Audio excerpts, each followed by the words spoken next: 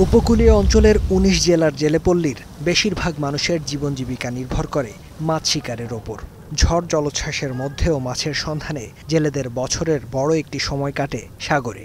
জালে কাঙ্ক্ষিত মাছ ধরা পড়লে ঠোঁটে ফোটে হাসি। তবে মৎস্য প্রজনন বাড়াতে নিষেধাজ্ঞার সময় কপালে পড়ে চিন্তার ভাঁজ। সংসারের ঘানি টানতে বাড়ে ঋণের বোঝা। মানুষের ঋণ খেলাবাজি যেগুলো হয়েছি শোধ করতে পারি নাই।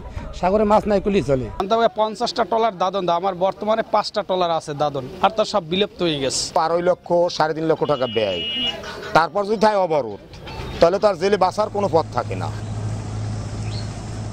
ইলিশের প্রজনন বাড়াতে দেশের 5টি অভয়াশ্রমে গেল 30 এপ্রিল মধ্যরাতে শেষ হয় 2 মাসের নিষেধাজ্ঞা।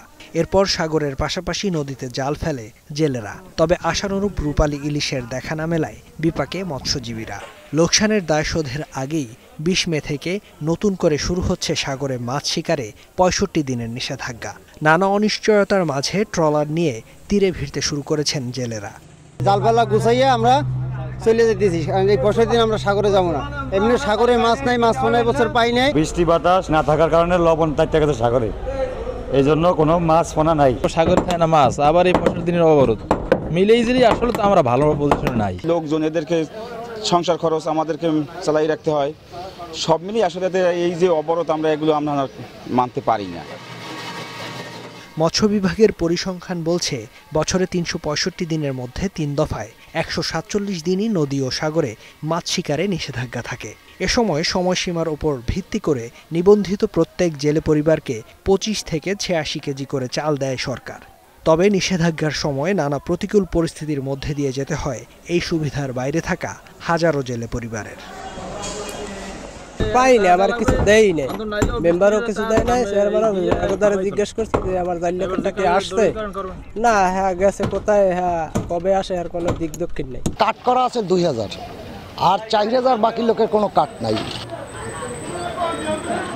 এমন অবস্থায় নিষেধাজ্ঞার সময় কিছুটা কমানো, সহজ শর্তে ঋণ ও পুনর্বাসনের পাশাপাশি প্রতিবেশী দেশের জেলেদের দৌরাত্ম্য ঠেকানোর দাবি মৎস্যজীবীদের।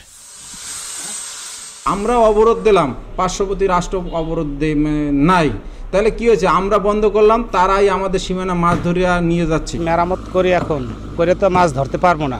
ভারতওয়ালারা মাছ ধরে, আমরা ধরতে পারি না। আমাদের অবরোধ শুরু হয়, ভারতের অবরোধ শেষ, তারা বাংলাদেশের ভেতর ঢুকে দেওয়া যায়, ইলিশ মাছ ধরে নিয়ে যায়। আমাদের এই 65 দিন যদি কমাইয়ে দিত কিছু, তাইলে আমাদের ব্যবসায়ীরা এবং ট্রলার মালিকরা কিছুটা উপকৃত হইতো। তাদেরকে বিকল্প জীবিকায়নের ব্যবস্থা করা, যাতে করে তারা এই যে অবরোধকালীন সময় তারা এই কষ্ট ক্লেশে যে দিন কাটে, এটাও যেন আস্তে আস্তে কাটিয়ে উঠতে পারে।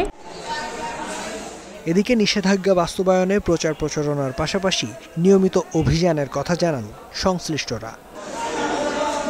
প্রচার প্রচারণা, জেলেদের নিয়ে সচেতনতা সভা, মাইকিং সবকিছু সম্পন্ন করেছি এবং আমরা 65 দিনকালীন সময়ে যদি কোনো জেলে এই আইনকে অমান্য করে, সেক্ষেত্রে আমাদের মোবাইল কোর্ট এবং অভিযানের ব্যবস্থা থাকবে। আমাদের এখানে যে কাঠধারী আছে যারা সমুদ্রে মাছ ধরার যেসব জেলে, তাদের মধ্যে আমাদের যে সরকারি বরাদ্দ রয়েছে, আমরা একদম সঠিক সময়ে জেলেদের মধ্যে সরকারি বরাদ্দটি বিতরণ করব।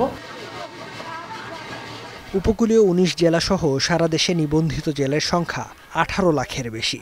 এর বাইরেও কয়েক লাখ জেলে সরাসরি মৎস্য শিকার করে জীবিকা নির্বাহ করে। ফেরদৌস সাবির, এখন। শিয়া বাটার, অ্যালোভেরা ও ভিটামিন ই সমৃদ্ধ লিলি বিউটি সোপ।